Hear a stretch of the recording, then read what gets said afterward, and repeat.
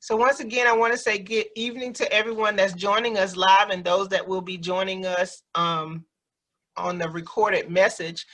Thank you for taking the opportunity to hear about what's happening in Forest Park. I like to say I have my subject matter experts on the call with me.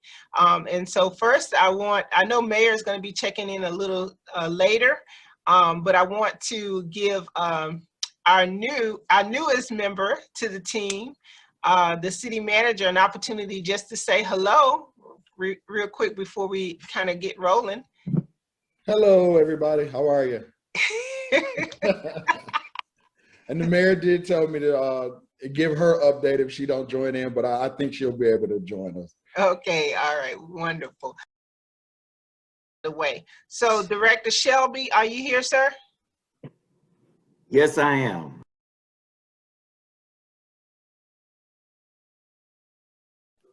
Well, good evening, everyone. Good evening. Let me show my bald head here. Lot of hair there. Thank you, Councilwoman James. Councilwoman James asked me to speak to her ward regarding the capital projects that we have going on in the city of Forest Park. And certainly our landscape is getting ready to change. Thanks to the city council approving a bond issuance last week. And we do thank the council for that. But just let me tell you a little bit about the projects that we have going on. There's like several projects. One is Star Park, and Star Park is our premier park for the city of Forest Park. As a matter of fact, it's the central park. And we're getting ready to do a big renovation of that park, including expanding the swimming pool house, including adding new ball fields. Not only that, but also adding more parking, creating a new stadium. And if Director Tariq is on here, I don't want to steal his thunder. I don't know if he wants to talk about that. I don't. He hasn't joined us yet. Okay, he might want to expand on the park a little bit, but I think the citizens are going to be very proud of that park once we completed the renovation to it. And then, as you know, City Hall has, we have outspaced City Hall. We're now busting at the seams, and so we need additional space. And so we are combining forces with the fire department, who will have the main fire station located on Forest Parkway. We probably need to change the sign there, Councilwoman James, because I think it says coming soon, the city fire station. But now we need to say coming soon, City Plaza or City Center. And City Center is not only going to include the fire station, but it's also going to include the police department as well. It'll be the administrative office for the police department. So we'll have those three functions there. And at this time, we're talking about combining everybody at City Hall, including city planning, human resources, and economic development, all at City Hall. So those are the plans for that. Right now, we're underway with the programming with the architects. They're determining what is needed for those spaces that we're going to have at our new city center. And then many of you are familiar with Gillum Logistics, which is our industrial park. And I got to tell you, if you have never gone out there, you should go. It is really a premier industrial park. As a matter of fact, they've had a lot of military closings, but they said that this is one of the best that they're seeing during a military closing. So if you have an opportunity, please go there. Right now, there's a huge development going on with Amazon on that site out there. And the city is getting ready to, in order to respond to all the development out there, we want to protect the buildings. And so we're going to be building a mini precinct out there, which will include police, and it would include a new fire station there. And the police will have a small presence there with their office. So we're calling that our mini public safety building. And that is underway as well. As a matter of fact, we just finished the programming, and with our new city manager, we just looked at the building itself. we had to do a couple of cost cuttings in order to make the building work for us. But it will be a step up from what we have right now. And it's a good space for our firemen, our first responders. We want them to be comfortable. And so I think you're going to be very proud of that project as well. And as you know, we started Main Street streetscape, I think 2013. I don't, you were there, Councilwoman, in 2013, but I think that was phase 1. I was in the city. We're getting ready to start phase 2 of Main Street streetscape. And basically what that is just continuing phase 1, where you see the nice little street lights and the pavement.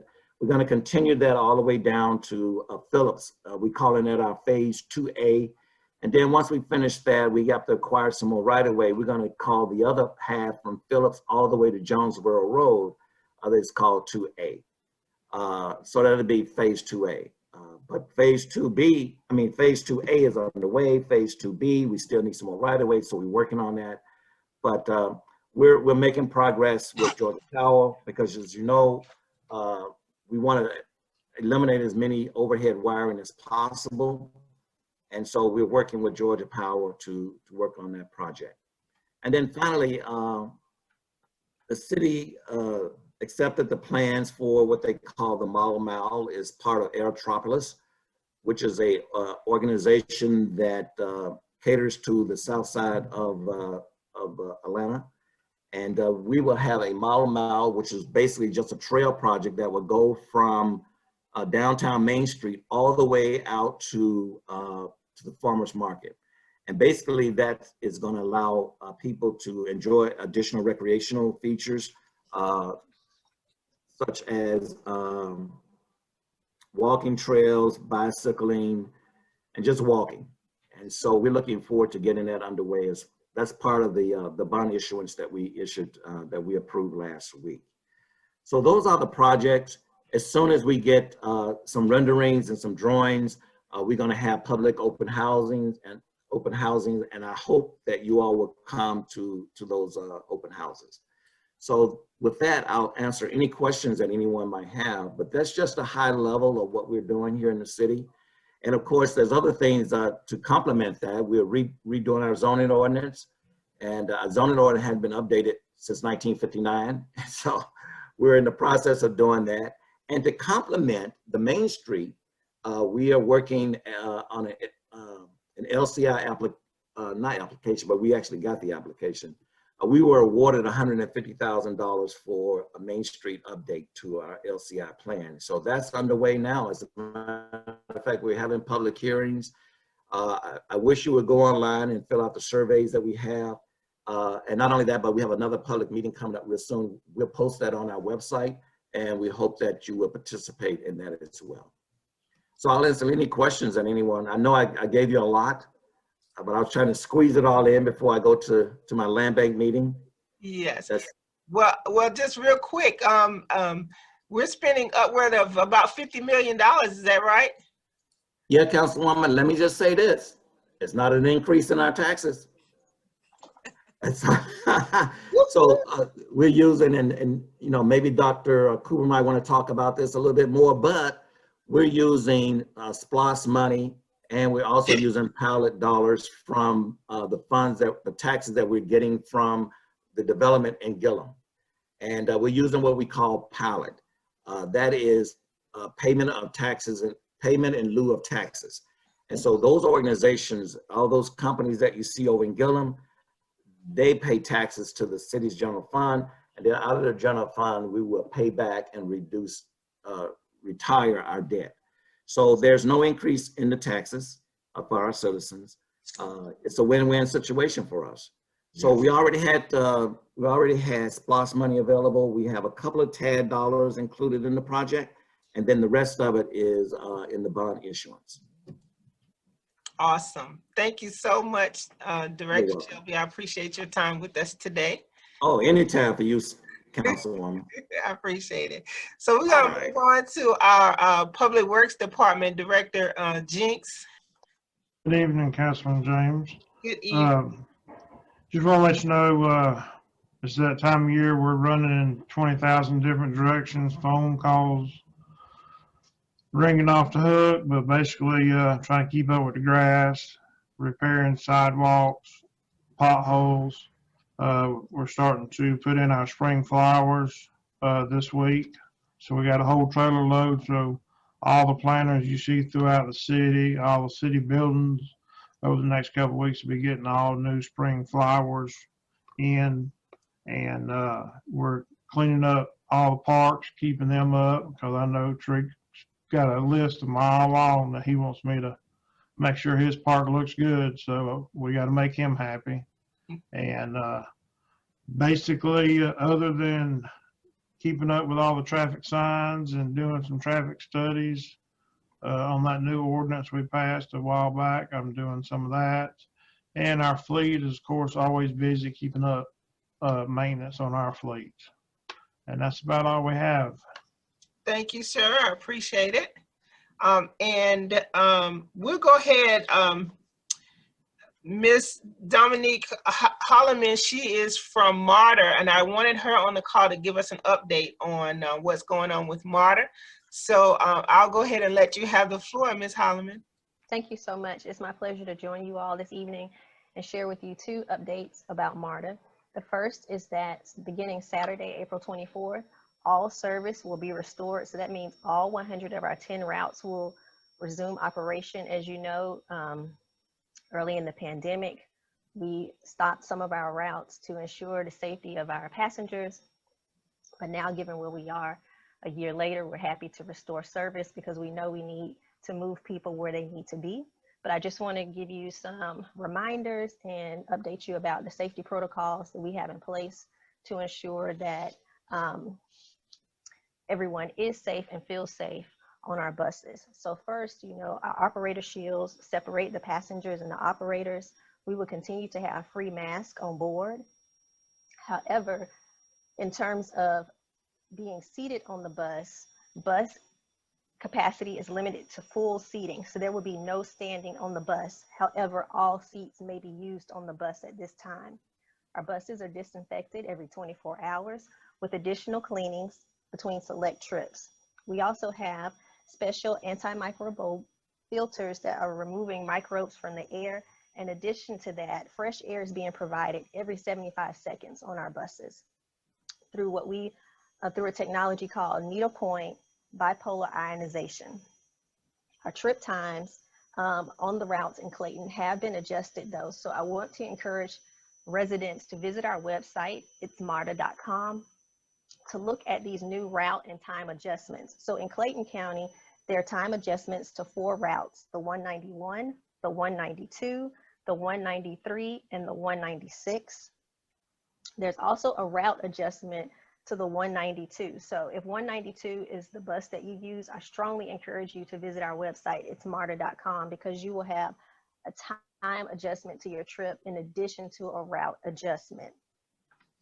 As always, as a constituent of Councilwoman James, if you have any questions, you can send those to her office. She shoots those over to me at MARTA, and I'm happy to answer whatever questions you may have. She mentioned that we have an additional meeting tonight, and I'm excited to share this news with you as well.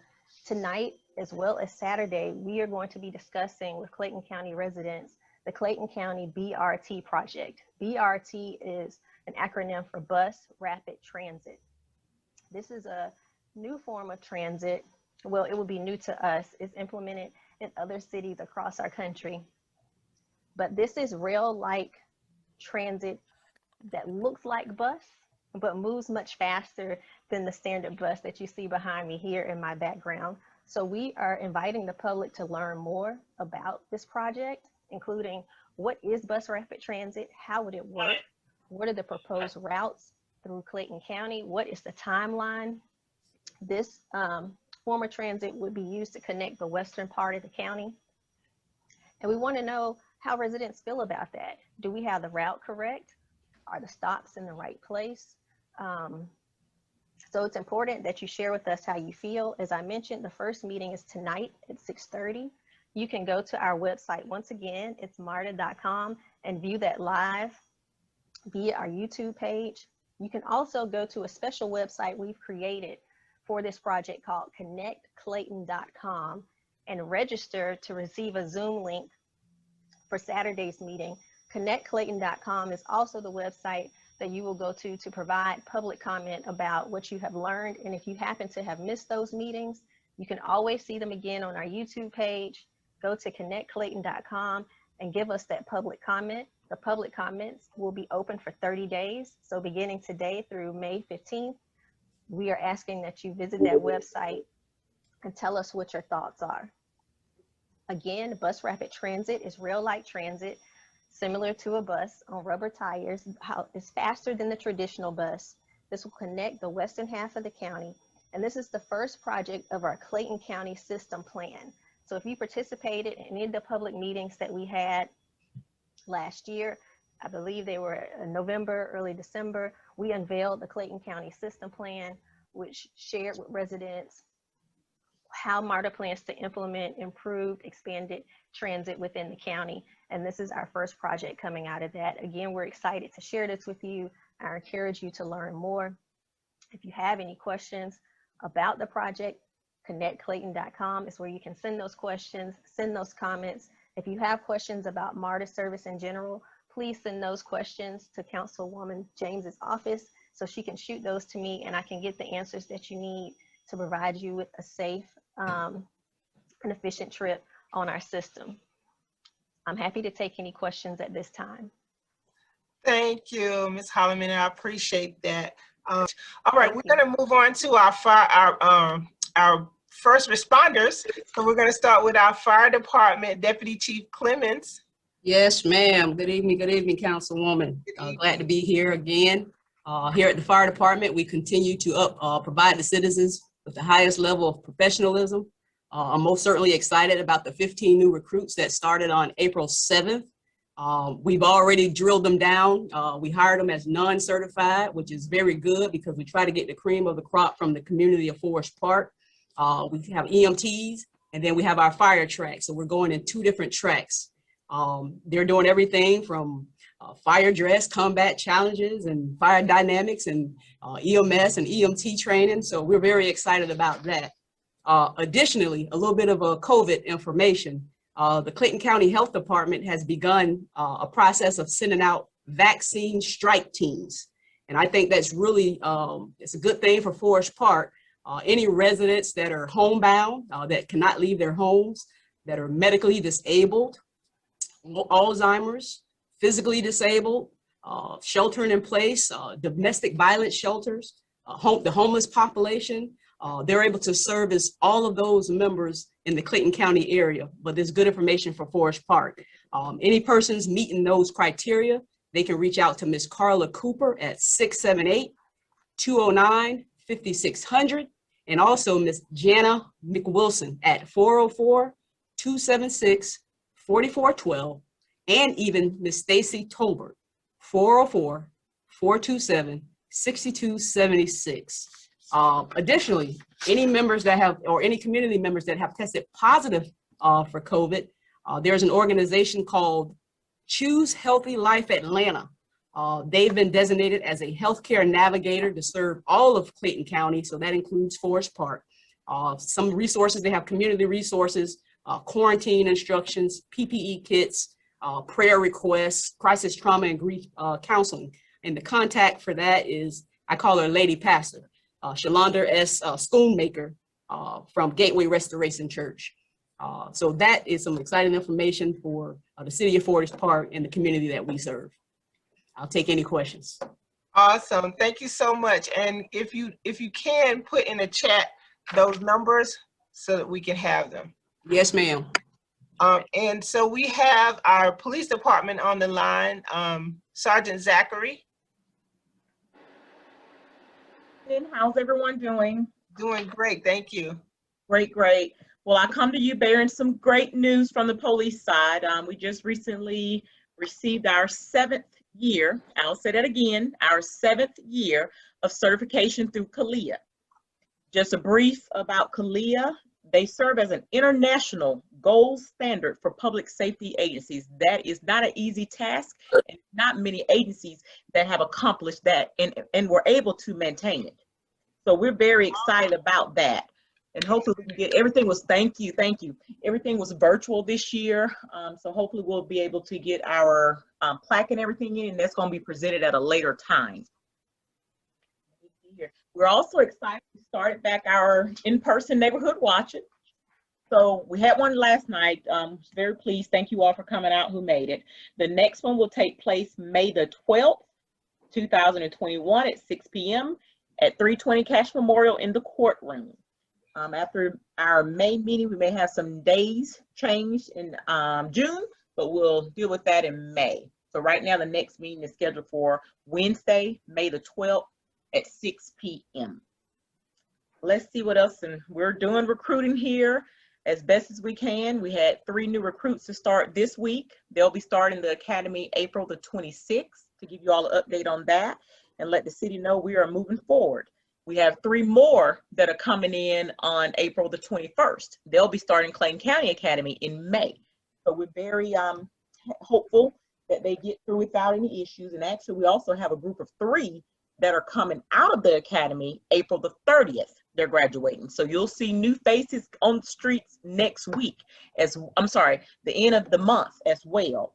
We'll get them situated on patrol teams. So we have a total of 9 within the next 2 or 3 months that we're going to be moving in orientation and through the academy. So very excited about that. As far as crimes, of course, we had since 2020, our 2020 annual report, it is the lowest of 10 years in reported crimes.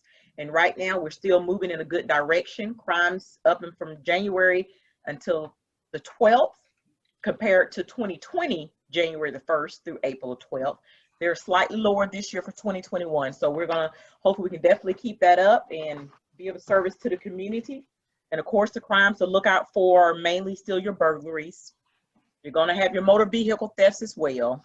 Shoplifting's been a big issue, you know, in our commercial businesses and all. Very little, we may have had, let me see, about 3 or 4 reported robberies and armed robberies. I think one of them was closed out. So we'll say 3 right now. We're running for that. And these are your major crimes, of course. And we had a few catalytic converter thefts, and those have calmed down. Those were earlier in the year as well. So right now, like I say, we're on a downward spiral with crime, and hopefully, you know, we're definitely working hard to keep it that way, being out and about in the community, making our community contacts, just being more visible, and just letting people know we're here. We're here. So anybody that needs any services from the police department, please don't hesitate to reach out to us. Please go to our Facebook page for updates. If you have any information that you need to pass on, the best is to call our non-emergency number and ask for a supervisor or the watch commander so they can assist you if it's a non-emergency incident. However, if you need emergency services, please dial that 911 so we can get you services. But outside of that, we're very optimistic. We're moving forward. As me and another coworker said, we are winning over here. Kalia was a very big accomplishment. So we're very pleased with that. And thank you all for working with us as well. And we appreciate the community also. Awesome. Thank you so much, Sergeant Zachary. I appreciate that. We're going to move back to our zoning department. Mr. Fleming. Good evening, Councilman James and distinguished guest. Good evening. Good evening. Well, we had for the month of March, there were 45 code enforcement cases, which was an increase of 14. 2 of those cases went to court. We've heard those today. Basically, there was like 9 cases for outdoor storage. That's basically putting appliances and furniture out in the yard that we had addressed with residential properties. 8 junk inoperable vehicles found on properties that the city addressed. 7 building code violations, and this is interesting. They were basically on apartments at 260 Main for no hot water, water leakage. We had 1 case on O'Hara Drive where raw sewage was coming out of the front yard, spilling onto the road, that we have addressed to get that stopped. We had 1 house on Cascade that was had water leakage, which becomes severely molded inside, where the occupants couldn't stay. And we had that case in court today with the homeowner. and the occupant, which the city placarded that property, informing the occupants they could not stay there. It was too unhealthy. But one of the male occupants decides they were going to stay there, so we'll have to take that up with some legal steps to remove that individual, which is it's sad, but we cannot allow somebody to stay in an unhealthy house like that. It's not good for them. There was 5 cases for parking on the grass in the front yard. And I know some residents don't like to be told they can't park on the grass in the front yard, but we do have ordinances parking. You must park on a hard surface, you know, to keep them from tearing the front yard up. We had 5 cases for these auto repair shops, mainly up on Jonesboro Road, where they're not screening these junk inoperable vehicles. And it appears they're not just working on mine and your car, they're working on dealer cars. That's why we have so many on the property, but they're customers also. But we have an ordinance to address that. We have sent out notices to all these repair shops and given them X amount of days to either get rid of the vehicles or screen them.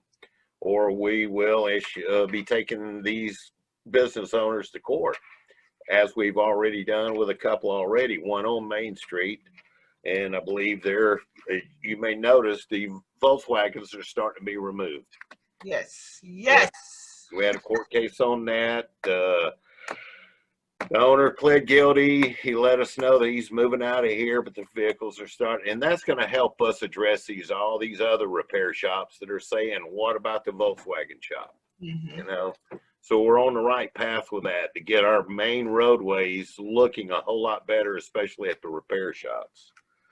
We had 7 cases for folks not picking up the trash and debris in the yard. 2 illegal dumpings, which is becoming an issue behind, as Mr. James would probably be aware, there these containers behind these shopping centers. Folks want to go dump their soil mattresses and furniture at. And we've got to somehow get a handle on that. It's getting, because we hold the owners of the properties responsible to get it removed. So we're trying to work with them. I recommend to these property owners or shop owners to get a security camera behind your building. If you can get us a tag number and make of a vehicle with an illegal dump happening, we'll issue citations. We'll mail it to them, you know, and hopefully we can curb this somehow or another. But we had one case that's interesting. It's a use violation, use of a residential property zoned single family for multifamily use. And it's a thing called pad split. The owner is in California and he's buying houses here in the city. And what he's doing, he's turning these single family homes into multifamily residence where numerous adults are placed in these houses. And they're unrelated. They share a common kitchen and a common bathroom. And we've mailed a ticket to California. You know, he can show up on Zoom, but we got to get a handle on this because we get a lot of complaints from folks of these pad split properties where there's so many people coming to that property, parking in the street, blocking their driveways, parking on the grass in the front yard, you know, and it's kind of scaring some of the longtime residents been living there that you got multiple strangers coming and going into the house next door. Right. So we're trying to get a handle on that, and I'd like to get with the our attorney and try to come up with a game plan of how we can really address this. Like I say, these houses are zoned single family for folks that are related by blood, marriage, or adoption. You know, but when you have multiple adults that are unrelated living in a house, then, you know, it's we got some issues we've got to address with this, and it's popping up quite a bit down Forest Park. And I know specifically which one you're talking about. So yes, ma'am. Yes, ma'am. He's a longtime resident, and he wants the problem resolved. and you know, when we try to talk to these tenants to live in there, they've already been instructed not to talk to city officials. And they're not going to let us in to see these houses. Although luckily we had the fire department address a property on East Street where it's more of a care home, where you have folks living there that they don't have the capacity to go somewhere or go get their medicine, or might have some mental issues, I hate to say, but we have an individual that's putting them in the house and taking their Social Security money or whatever and taken care of, which is not allowed unless it's approved through City Hall. But we're working this diligently, and hopefully we can come up with a good game plan to get this curb. But like I say, the one you're talking about, the one you're aware of, we mailed a ticket to the owner in California, so we're gonna see how that plays out. Okay. But to get back in that house to do an inspection, and if they don't allow us, we'll just have to go through some type of administrative warrant to do such, which we've never done before. But again, the grass is growing. I hope everybody can get them a lawnmower and keep the lawns maintained, and we'll get out and notify the folks, educate them of, you know, what's required by the city to keep your neighborhood nice and clean. Perfect. Thank you so much. I appreciate that, Mr. Fleming. Yes, ma'am. Ms. Danita, are you on the call representing the Economic Development Department? Yes, I am. Okay, perfect. You have the floor. Oh, great. So the Economic Development Department, we have a couple things going on right now. So the big one is that on March 30th, the remodel for 751 to 771 Main Street started. And that's, you know, where Sonia's Kitchen is, Slick, couple different smaller businesses that we have over there. So their remodel started on March 30th. If you drive past, there's a giant roll off there. They're redoing the roof right now. They're estimating that they should be done early to mid fall. So sometime between September and October, they should have that project complete. And then as Mr. Shelby mentioned, the Amazon building is already under construction. It's already underway. They're estimating that that should be finished sometime in the fall as well. So we're very excited because with the Kroger expansion, as well as Amazon coming, in the fall, we'll start having more job fairs. We've already had meetings with Kroger and Amazon to discuss how to plan those job fairs for them. So the city residents definitely be expecting some job fairs coming in the fall. I think that's it for us. Thank you. I appreciate it. We have Ms. Williams. Go ahead. We don't have anything new. We just want to remind all the citizens that we are now open to the public. We also have the drive-through option. So we're now taking commercial sanitation, tax fees, and also business license fees. You are able to come in the building from the hours of 9 to 4. We also have the drive-through option, which operates in the same hours. The business license and commercial sanitation can also be paid online. We're excited. We're in the test phase to be able to accept tax fees online. So we hope to have that live in about 2 weeks so that all those options will be available to do online for the citizens as well. Perfect. Thank you so much. You're welcome. And I believe last but not least, we have Director Maxwell on the line from Parks and Rec. Hey, how y'all doing? Doing great. Thank you, sir. Yes, we're excited to be back servicing the citizens and the surrounding communities. We have a couple of programs going on right now and some coming up. We have our Fundamentals of Soccer program, which starts next Wednesday at 6 p.m. That's for ages 3 to 5-year-old. We're still doing registration up until Saturday, and it's $25 per child. We're excited about that. We got some coaches from the community that'll be out teaching the kids the basic fundamentals of soccer.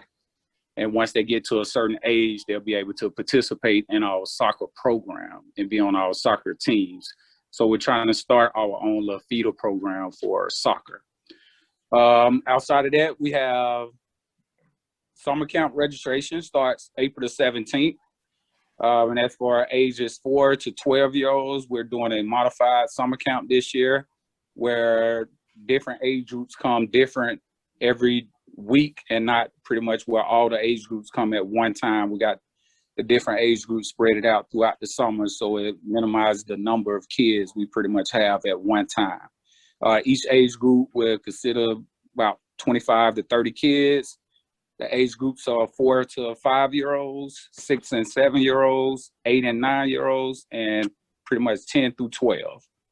That registration starts April the 17th and is $50. Camp starts the first week of June, which is June the 7th, and it goes through July the 23rd for 8 weeks. Another program we're getting ready to launch is our Aqua Tot. It's for 6 months to 3-year-olds. And that the parents get in there with the kids and we teach them the basic survival and fundamental skills of swimming. So we're trying to get the parents and the kids in the water so they can be safety for, swim season comes up this summer, the pools open up. So we want the kids and the parents to be familiar with the water. It's $25 for Forest Park residents and $35 for non-residents. Registration starts on the 26th of April, and that class meets every Saturday, starting May the 15th for 5 weeks. And then we re-register some more kids and get them signed up. Like I said, those are the 3 major programs we're looking to start back up. Our outdoor pool, we're looking to open it up May the 22nd, and we're having a luau for the grand opening for the outdoor pool May the 22nd. So everybody can check our website at the forestparkga.gov website up on the recreation and leisure. We update that pretty much every day with different programs and different activities. So once again, we're excited to service the community, and y'all come on out. We're ready for you. We've been ready for a whole year, right? Hey, it seems like 2 years for me. I'm just getting started.